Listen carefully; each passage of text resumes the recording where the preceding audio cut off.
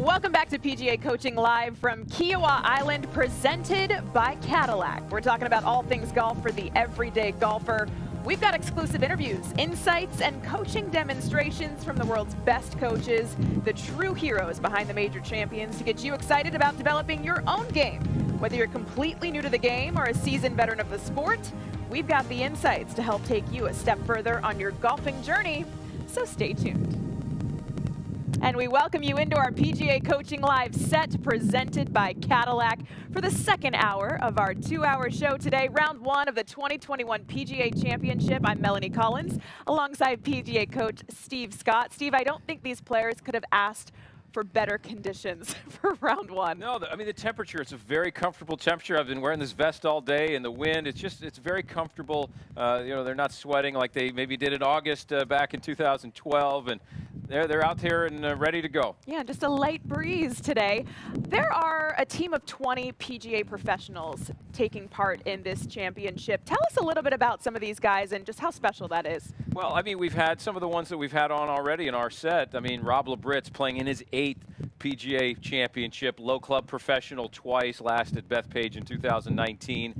Danny Balin, also, he's playing in his 8th PGA Championship. And then you go to a gentleman like Sonny Skinner, 60 years of age, from the Georgia PGA section, and Stuart Smith, up there in age, but they are competing against the greatest players in the world. I mean, 60-year-old against, we had Larkin Gross on from our team of 20, and he's 23 years old, one of the youngest in the field. So. Awesome. And Patrick Rada taking the first tee shot today. Give us a sense of just how difficult it is for those guys to get to this point. Oh, there's so many blood, sweat, and tears to get to this point. This is really the culmination of so much hard work, so much practice. But you have to remember, they all have day jobs back at home. They all are inspirational to all of their members, and the mentorship on the practice tee, they're running tournaments, they're folding shirts, they're interacting with members and really creating the enjoyment that all these members enjoy at all their respective places. Well, what an amazing day you and I have had so far. We had Colin Morikawa's coach Rick Sessinghaus on this morning. We had Dottie Pepper on this afternoon promoting her new book. We just had Shep Rose from Southern Charmed, what a character he was, and we thought you were going to give him a lesson, but wow, it didn't look like he really needed one. So for the folks at home, what kind of tip can you give us? All right. Well, yeah, you know, with Shep, I mean, he just flushed it right down the middle. As a 7.5 into, I'm going to have to definitely take him on my team. But he was very good. Cool. But this tip is all about holes out here that we don't have to take driver on. A few holes on the front nine working themselves out, or maybe some of the downwind holes even that are 450 or 60 yards long. Maybe they don't have to hit driver. So what we want to make sure that we do is we want to feel like I'm going to hit this power draw here. And it's really simple. Instead of setting up really square to my target, I'm just going to drop my right foot back a little bit. And this is all about shaping shots. Pete Dye and Alice Dye created this great golf course here, this ocean course at Kiawah Island, to really shape your golf ball and position it in certain parts of the fairway. The corridors have some width to them here and there, but you need to really position in parts of the fairway to access these greens properly. So let's see if I can curve this one from right to left, drop my right foot back a little bit, and make sure I turn that club face down at the point of impact.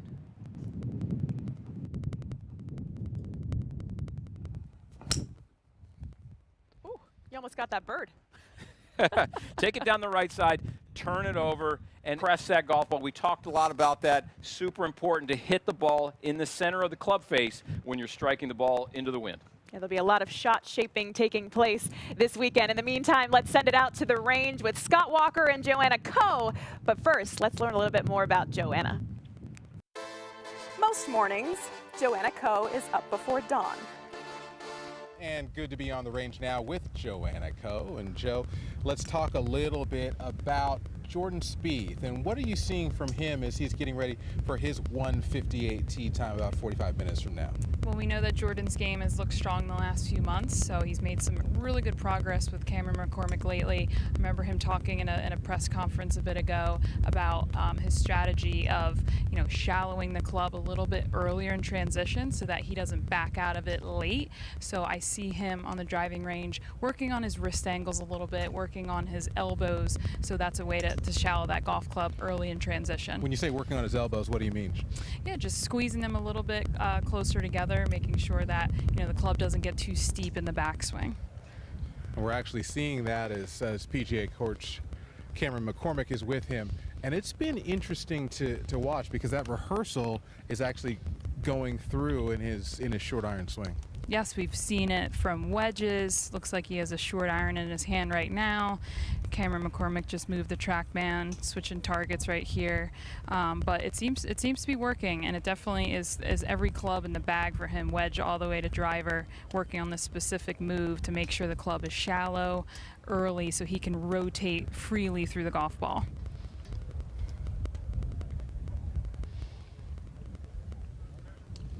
And when you're having, well, Jordan's always having a conversation, be it with Michael Greller or Cameron McCormick or the golf ball. He's constantly talking and telling you how he's feeling. When you see someone that is actually still doing a rehearsal like that, he's clearly not struggling with his game. He is through the struggles. He has actually gotten ingrained. So why is it still important to do some of these rehearsals of things that they want to emphasize? That's just his current swing feel, so that he can trust it in those big moments. So it looks like he just has one right now, which is great. You don't want too much clutter in your brain. So he has one little thought, and it's translating well throughout the bag. And we know that Jordan likes to talk it out, and that's just part of his mental game, is to talk things out with Michael Greller, talk it out with himself, and he's staying true to himself, which if that's the type of player he is, then he needs to do that. So he'll be going off at 158 with Will Zalatoris, fellow North Texas resident who just left the driving range, who was one slot over, and then Webb Simpson also just a couple of slots over here just off of your screen. He'll be going off with them at 158. Think the wind's been picking up out here on the driving range? It has, although it's laid down a little bit right now. So what's interesting here too is that these are the players that are going off of number one. So this is exactly the wind that they want.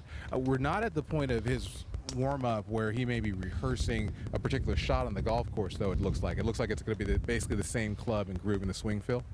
It does look like he's kind of grooving this feel. Hasn't switched up clubs yet, but earlier he did have a wedge in his hand, hitting 50-yard shots over to the right side. I could watch that all day. He is a master with a wedge in his hand. Whether he's hitting full swings with that or whether he's chipping, yeah, he can really make some magic here. It finds a way to get the ball into the hole when he's playing his best, and he's certainly doing that right now. Absolutely. So, if he can dial in these long to mid irons, he can drop some bombs as well. So if he drives it well, has some mid to long irons in his hands, he is a master on the putting green. So should be exciting to watch him. I'm excited for the next few months as well for Jordan Spieth going into the rest of the majors. Of course, you see his PGA coach, Cameron McCormick, next to him, giving him a little bit of space at times. As a coach, how are you trying to make that balance between being watchful and allowing the player to work things out on their own? I think he's just making sure the small details are in place, but it's probably just a bunch of a mental, at this point, pumping him up, making him feel great, making him feel like he is unstoppable. So looks like he's just casually watching. Jordan likes to have that advice around, whether it's Michael Greller or his coach. So yeah, it's probably nothing serious, just fine-tuning that one swing feel that we've been watching this whole time, and making sure that Jordan Spieth feels good walking over the first tee. Are you seeing anything with the ball flight and the trajectory here? It's the same every time. It's gorgeous. Haven't seen him really flight anything or hit anything a little bit higher. It looks like a little baby draw into this fade wind, so it's very, very straight over to the right side of the range. Let's see here. Well, it looks like we're getting a replacement TrackMan in there. Oh. battery must have died. Well, Charge everyone's that get- baby overnight. Well, some of these guys are getting a lot of use out of them. Some players just trying to get a feel, but others are trying to match that feel with the numbers. Plus, you have to think about it. It's a warm day. It's going to be, what, a high of 80 degrees today. When it's 80 degrees, the golf ball does go a little bit farther. It was a bit cooler earlier in the week, so they're just trying to make sure that all the numbers are accurate. He switched targets over here to the left side of the range. Now it's straight into the wind on the left side there. Well, and it's interesting because that ball flight, he was actually turning that into the wind. The wind east-northeast. That doesn't mean anything to anyone at home, but basically it's kind of quartering against him to the right, and so he's holding that ball into it. Our viewers have a great down the line view right here. As you can see, he has at the top of the swing, the club looks like it's a little laid off the really flat or bowed left wrist, and that thing is shallowing in transition so that he can just rotate through the golf ball, no stalling. If he can trust that. There's that second track man back now on that new target. It's interesting because as we're looking at some of the numbers that we can see, and that's 127 mile an hour ball speed there, and carry distance of 145 yards on the last shot. Pretty similar here. This shot also. For a player, what you're just trying to get consistency, or does it matter if you're saying, well, I usually hit this club X distance and X ball speed? Am I off, or are you just trying to say measure what you're doing today? I mean, I think he can feel it as a player. If you hit a little bit off the toe, a little bit off the heel, it's going to take a few yards off of that carry distance. He probably knows immediately. I mean, maybe his coach is looking at those TrackMan numbers, but I mean, you just have that sense as a player. He's been playing for a very long time. He could probably guess the numbers faster than the TrackMan pumps it out to Cameron McCormick. So, I mean, it all depends on that little bit of a gust in the air. Is it going to catch that ball and knock it down, or if it's going to let it just fly in the air a little bit longer? But Jordan has that sense, and he's just has that natural feel, and has his whole career.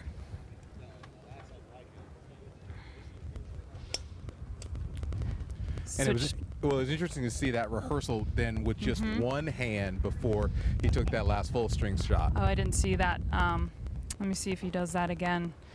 Was it with his right hand or left hand? Right arm. Right arm, okay. Let's see if he... Yeah, you know, those at home, it's okay to exaggerate those feels because in reality, that feel won't be as exaggerated when you actually make a swing. So if you're working on a particular feel, don't be afraid in your rehearsals to really exaggerate it, because in reality, it's going to make a small change. Well, we're seeing a lot of consistency from the only player in this field that can complete the career Grand Slam this week. Will Jordan Spieth do it here by the shore in the low country of Carolina?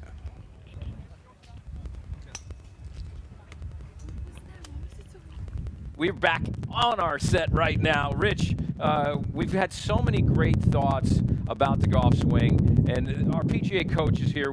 I've been so inspired myself as my own PGA coach. I want to understand, and I love being mentored by you and all the great tips that you have. What do you have for us here now? Well, Steve, listen, man, I'm mentored by you. You know, I've learned a lot from you, and I've learned a lot from all the PGA coaches here this week. Just unbelievable in terms of all the tips and all the drills.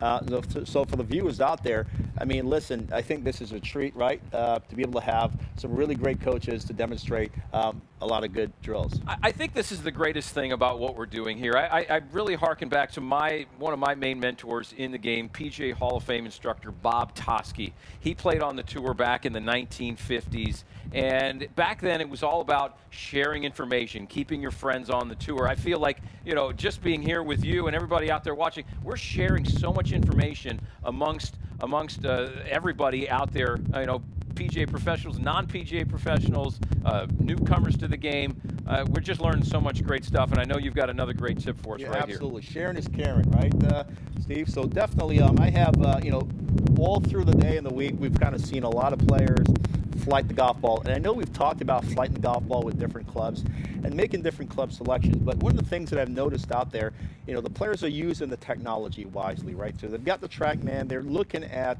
the launch angle. They're looking at the spin rate and really trying to make shots, execute shot, and making sure that they can really transfer that to the golf course. So prior to transferring it, they're practicing it. So I've got a simple drill here. I've got maybe a 5-iron, and I'm going to try to flight this ball very low. Again, play towards the back of your stance, and really 3/4 swing. So I'm not going to take this all the way back. I'm really going to flight it maybe just below the wind and let it ride.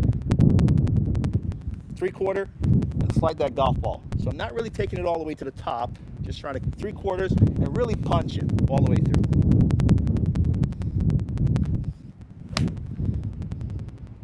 Beautiful. Now, I noticed the narrowness of your stance right there.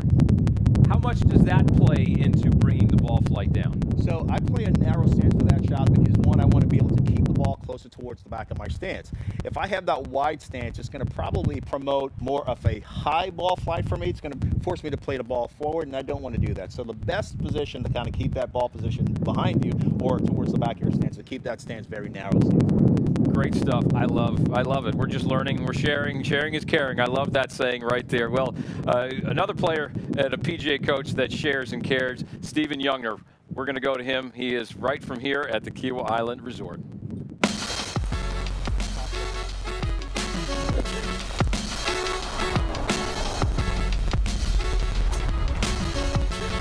What are these players looking at for Sunday? Possibly a dramatic finish with the changing winds? Melanie, it's just an ever-changing game, this game of golf. I mean, the golf course and the confines at which we play, it's not like any other sport, right? And this is why you need a PGA coach to help you understand all the different lies and the different turf conditions and all the different scenarios that you face in a round of golf. And these players, they figured it out, and they're going to keep trying to figure it out. Yeah, and we can't wait to see how the rest of the tournament plays out. That's going to do it for our second hour of this 2-hour edition of PGA Coaching Live, presented by Cadillac. Be sure to join us tomorrow morning at 7 a.m. for plenty more instruction, recommendations, and tips, everything you could possibly need to better your game at home. And in the meantime, be sure to keep it locked to our exclusive range feed. We'll see you in the morning.